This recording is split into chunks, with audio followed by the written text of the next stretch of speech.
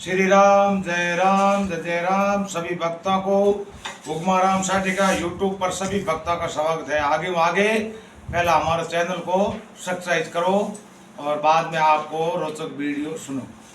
भृगु वर्ष में उत्पन्न हुए महर्षि जमदग्नि के 5 पुत्र परशुराम थे। वे देवतुल्य ब्राह्मण होने पर भी क्षत्रियों से आचरण वाले थे। वे ब्राह्मण तो था लेकिन क्षत्रिय जड़ा उनका आचरण था। इनकी माता का नाम रेणुका था। एक दिन रेणुका के द्वारा अपराध हो जाने पर उनके पिता जमन अग्नि ने जैसे इनके माता को मारने को कहा तो तुरंत ही पितर परशुराम परसा लेकर माता का मस्तक काट डाला। रेणुका के पाप का फल मिल गया। इससे महर्षि जमदग्नि कोप स्वरूप शांत हो गए और उन्होंने प्रश्न होकर कहा, बेटा तुमने मेरे कहने से ये काम किया है जिसे करना बड़ा कठिन, इसलिए तुम्हारी जो जो कामना हो वे सब मुझे मांग लो।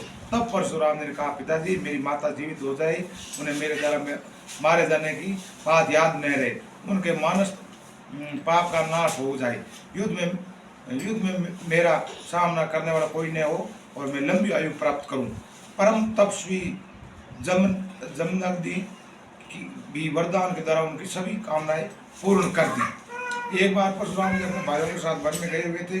उसी समय अनुप देश का राजा कार्तवीर्य अर्जुन आश्रम पर आ गया और उस समय महर्षि जमदग्नि अपनी पत्नी के साथ थे और अतिथि आया देखकर मुनि पत्नी रेणुका ने उनका अतिथि सत्कार किया। कार्तवीर्य ने अर्जुन युद्ध के मन से उन्मत्त हो रहा था। उनका सत्कार पाकर कार्तवीर्य आश्रम की कामधेनु डकारते रहने पर भी उसके बछड़े को हर लिया। कार्तवीर्य अर्जुन के चले जाने के बाद जब परशुराम जी आश्रम पर पहुंचे तो वहां की विचित्र दशा देखी। उन्होंने देखा कि वो कामधेनु रो पड़ी है। पिताजी उदास मन से कुटिया के बाहर भाग बैठे हैं। अपने हाथों में धनुष और पर्चा लिए परशुराम ने अपने पिता से कारण पूछा।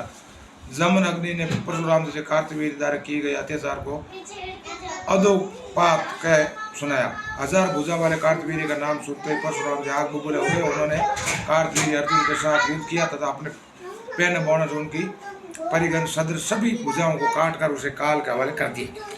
अपने पिता की मृत्यु का बदला लेने के लिए कार्तवीर्य पुत्र अवसर पाकर महात्मा जमदग्नि धावा बोल दिया और उस समय आश्रम ऐसा कोई नहीं था जो इनका सामना कर सके। परम तेजस्वी जमदग्नि को तपस्वी ब्राह्मण थे। उन्होंने युद्ध आदि कुछ नहीं किया। वे अनाथ की तरह हे राम ही चिल्लाते रहे। शांत स्वभाव महर्षि जमदग्नि वध करके कार्तवीर्य पुत्र जब चले गए तब परशुराम जी समाधि लेकर आश्रम पर आए और वहां अपने पिता को इस प्रकार मरा देख उन्होंने बड़ा दुख हुआ और फूट फूट रोने लगे। कुछ समय तक करुणा तरह विलाप करने के बाद परशुराम जी अपने पिता संपूर्ण औद्ध वैदिक क्रिया संपन्न करके संपूर्ण क्षत्रिय सार करने की प्रतिज्ञा ली। महाबली भृगु नंदन ने क्रोध आवेश में साक्षात काल के समान होकर अकेले कार्तवीर्य के सब पुत्रों को मार डाला और उस समय जिन जिन क्षत्रियों का पक्ष लिया उन सब का भी उन्होंने सफाया कर दिया।